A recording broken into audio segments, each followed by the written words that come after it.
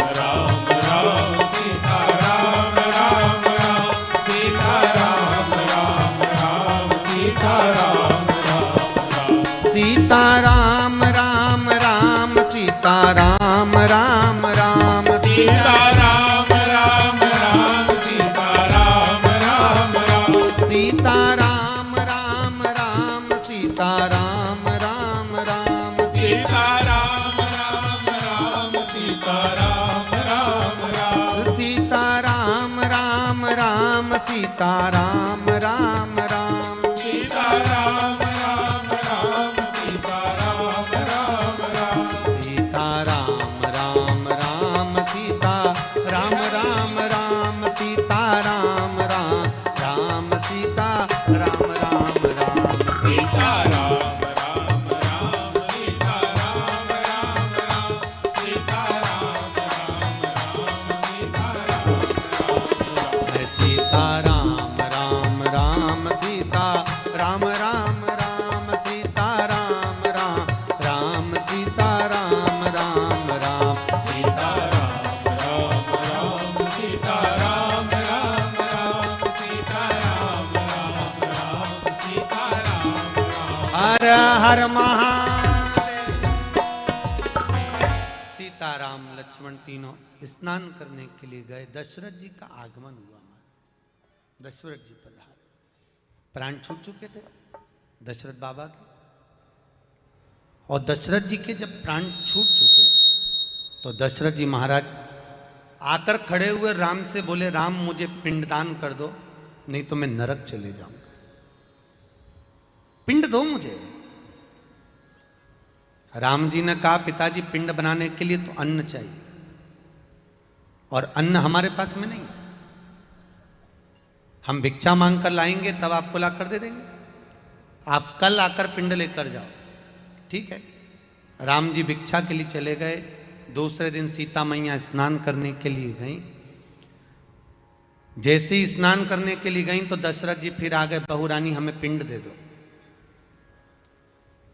सीता जी ने कहा, पिताजी पिंड तो अन्न का बनता है, अन्न मेरे पास में नहीं है। दशरथ जी ने कहा, अगर तुम मुझे पिंडदान नहीं करोगी तो मैं नरक चले जाऊंगा। घर की बहू पिंड दे सकती है क्या? हाँ दे देगी, तुम पिंड दो। सीता जी ने ब्राह्मण देवता को बुलाकर कहा, पंडित जी आप मंत्र छुड़वा दो, आप बताओ कि मेरे ससुर को पिंड देना है। पंडित जी ने कहा, एक काम करो, बालू रेत का पिंड बनाओ। फाल्गु नदी की बालू का पिंड बनाया गया। बालू रेत का पिंड बनाकर एक पिंड पंडित को दिया, दूसरा पिंड गौ माता को दिया, तीसरा पिंड फाल्गु नदी को दिया, चौथा पिंड दशरथ जी को दिया। दशरथ जी पिंड लेकर चले गए। थोड़ी देर बाद राम जी आ गए। राम जी ने कहा, सीता ये चावल लो, पिंड बनाओ, पिताजी को देना है। सीता जी ने कहा, स्वामी पिंडदान तो मैंने कर दिया। कर दिया? ना मानो तो पंडित जी से पूछो। पंडित जी से राम जी ने पूछा, क्यों पंडित जी सीता जी ने पिंडदान कर दिया?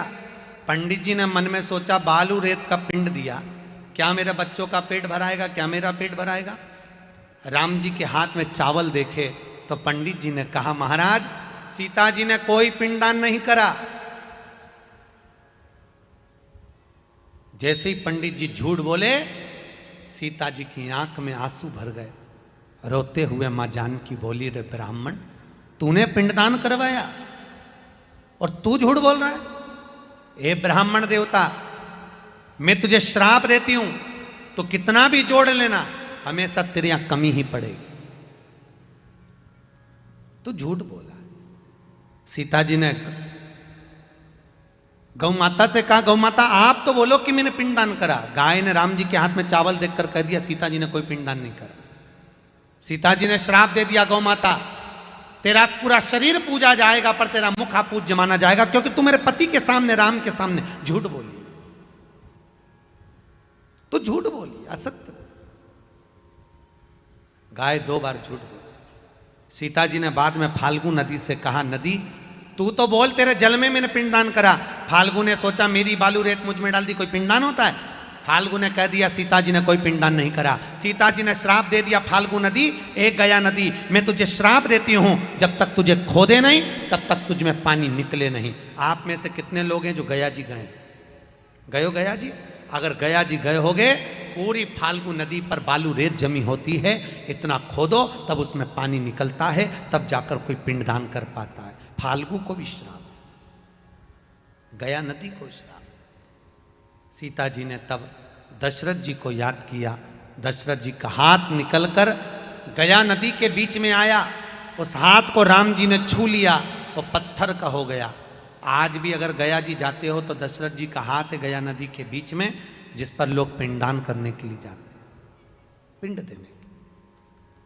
तो गौ माता ने झूठ बोला शिव जी के सामने, तो झूठ बोल रही है, तूने असत्य कहा, तो सत्य नहीं कह, मेरा श्राप है तुझे, सारा शरीर गौ माता का पूजा जाएगा, प्रमुखा पूज्य है। और महाराज आखिरी में जब नहीं माने ब्रह्मदेव, तब ब्रह्मा जी कह रहे हैं ये आकाशवाणी झूठी है। अब ब्रह्मा जी आकाशवाणी को झूठा ठहरा, ये आकाशवाणी झूठी। और जैसे ही आकाशवाणी झूठी है, इतने में भगवान शिव को क्रोध आ गया। शंकर भगवान प्रकट हो गए उस शिवलिंग में से, और प्रकट होकर भगवान शंकर ने अपने पांव के नख के अंगूठे के नख को तोड़ा और तोड़कर फेंका। फेंकते से ही उस नख से काल भैरव प्रकट हो गया। भगवान शिव के नख से काल भैरव प्रकट हुआ, और काल भैरव प्रकट हुआ। भगवान शंकर ने कहा काल भैरव ये ब्रह्मा झूठ बोल रहा है, इसका सिर काट दे।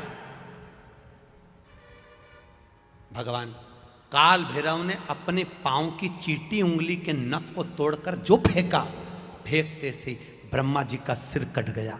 सिर कटा, लुढ़कते लुढ़कते लुढ़कते लुढ़कते गया। तो भी अभी भी ब्रह्मा लुढ़कते हुए भी झूठ बोल रहा है कि ये आकाशवाणी झूठी है, ये आकाशवाणी झूठी है, अभी भी झूठ। क्यों? क्योंकि सत्य को प्रमाण नहीं चाहिए, पर झूठ को प्रमाण की जरूरत है। सत्य को प्रमाण चाहिए।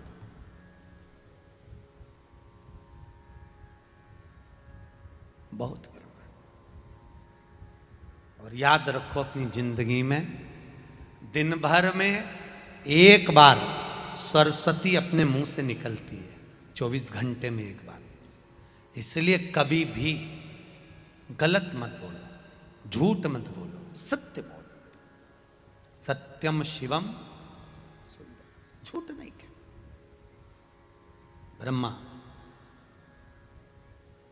का सिर लुढ़का, जहां ब्रह्मा जी का सिर कटा था, जहां तक सिर लुढ़क कर गया था, उस बीच में कर्मनाशा नदी ब्रह्मा जी के रक्त से प्रकट हो गई। कौन सी नदी है? जम के बोलो, कर्मनाशा। कौन सी है? कर्मनाशा।